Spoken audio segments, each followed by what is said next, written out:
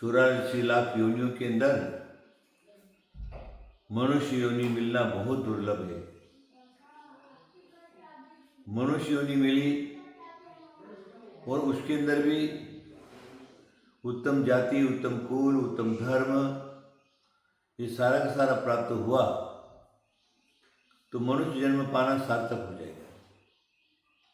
ध्यान में रखिए, उत्तम जाति में उत्पन्न उत्तम जाति शरीर का काम करिए, उत्तम कुल में उत्पन्न हो तो उत्तम कुल शरीर का काम करिए, उत्तम धर्म तुमको मिला है तो उत्तम धर्म शरीर का काम करिए।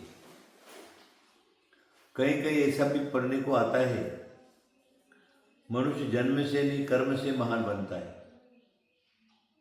लेकिन मेरा एक ऐसा विचार है कि जन्म से भी महान होना और कर्म से भी महान होना, दोनों महान हुए तो मनुष्य जो है अनंत सुख पाने का योग्य पात्र बनता है। जन्म से महान बनने का क्या आवश्यकता है कि उसके अंदर इस प्रकार की एक पात्रता रहती है। अगर आप देखेंगे जितने राम कृष्ण हनुमान शिव ब्रह्मा या तो ब्राह्मण कुल में उत्पन्न हुए हैं या क्षत्रिय कुल में उत्पन्न हुए हैं, ये उत्तम कुल कहलाते, उत्तम जातियां कहलाती। उनके अंदर एक इस प्रकार की पात्रता रहती है, सारे संसार को ज्ञान दे सकते और सारे संसार को अच्छे पात्र बना सकते, उनकी सुरक्षा कर सकते, उसके ऊपर छत्र तान सकते। ये सारा का सारा जो है वो उत्तम कुल और उत्तम जाति के अंदर जन्म लेने से ही होता है। इसलिए जन्म से भी महान और कर्म से भी महान। कर्म के लिए चाहे कोई भी जाति कुल वंश परंपरा का हो, लेकिन अगर वो कर्म अच्छा करता है तो वो संसार के अंदर पूज्य कहलाता है। जितने भी ऋषि मुनि वगैरह सारे सारे हुए हैं उसमें ब्राह्मण भी थे, क्षत्रिय भी थे, वैश्य भी थे, शूद्र भी थे, लेकिन उनका तत्व ज्ञान इस प्रकार का था, उनकी तपस्या उनकी इस प्रकार की, उनका संयम इस प्रकार का था जिससे पृथ्वी पर रहने वाला मानव उनको पूज्य मान करके उनकी पूजा करता था, उनके चरणों की रज अपने माथे पर लगाता था। तो जाति से भी महान, कर्म से भी महान होना ही चाहिए। कर्म तो सबसे बड़ी चीज है। अगर कर्म रहा ठीक तो फिर वो दुख नहीं पाता है। कर्म एक प्रकार का पुरुषार्थ है, कर्मठता है और वो प्रत्येक मानव को करना ही चाहिए।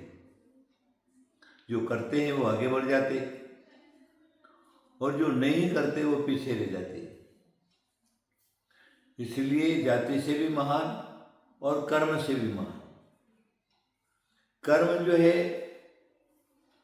हमारे भागवत के अनुसार 8वें अवतार आदिनाथ ऋषभ देव हुए। उन्होंने सारे पृथ्वी को, मानव को कर्म करना सिखाया, सठ कर्म का, असीम असी कृषि सेवा वाणिज्य और शिल्प। इसका उपदेश अगर किसने दिया है तो ऋषभ देव भगवान ने दिया है। हमारे जैन धर्म के हिसाब से आदिनाथ के प्रथम तीर्थंकर हुए, सृष्टि के कर्ता हुए, ब्रह्मा कहलाए, तीर्थंकर कहलाए। केवल ज्ञान प्राप्त करने के बाद सारे संसार को तत्व ज्ञान का उपदेश दिया, आत्मज्ञान का उपदेश दिया, आत्मज्ञान का उपदेश दिया और अपनी अपनी जाति कुल वंश परंपरा की जो मर्यादा है उस मर्यादा का ज्ञान लोगों को कराया। मानव को कैसे चलना चाहिए, कैसे खाना चाहिए, कैसे बैठना चाहिए, कैसे उठना चाहिए, कैसे सोना चाहिए, क्या करना चाहिए मानवता को प्राप्त होने के बाद, कौन से कर्म करना चाहिए, अगर सिखाया है तो ऋषभ देव ने सिखाया है। ये दोनों परंपरा वाले इस बात को मानते हैं। तो मेरा सिर्फ इतना ही कहना है कि मानवता पाने के बाद आप पुरुषार्थहीन मत बनिए, कर्महीन मत बनिए। जो आपकी योग्यता और पात्रता के हिसाब से कर्म करना चाहिए उसको अवश्य करिए, पीछे मत हटिए। करोगे तो फल पालोगे। किसान खेती करता है तो फल पाता है।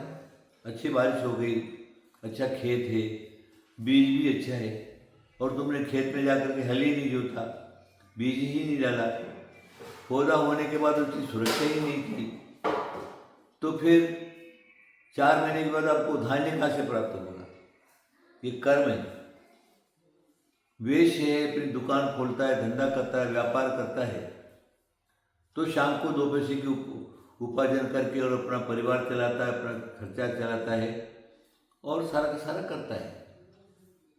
उसी प्रकार ब्राह्मण वगैरह हैं, वो भी कर्म करते हैं, पंचांग लेते हैं, ज्योतिष सीखते हैं, ब्रह्म ज्ञान सीखते हैं, और ज्योतिष के द्वारा, कुंडलियों के द्वारा, ग्रहों के द्वारा लोगों को जो क्या है, ग्रह नक्षत्र ताराओं के उपद्रव से बचाते हैं और मार्ग पर लगते हैं। यजमान यज्ञ और यजमानपना दोनों करते हैं। क्षत्रिय तो क्षत्रियों का तो खेल समय चला गया, तो चलो उनके भी उन्होंने अपना कर्म करना छोड़ दिया, इसलिए उनके हाथ से राज्य चला गया।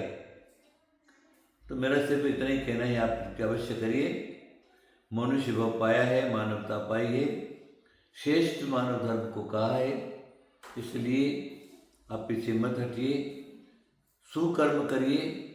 कल्याण का एक ही रास्ता है, सुख का एक ही रास्ता है। आशीर्वाद आशीर्वाद आशीर्वाद।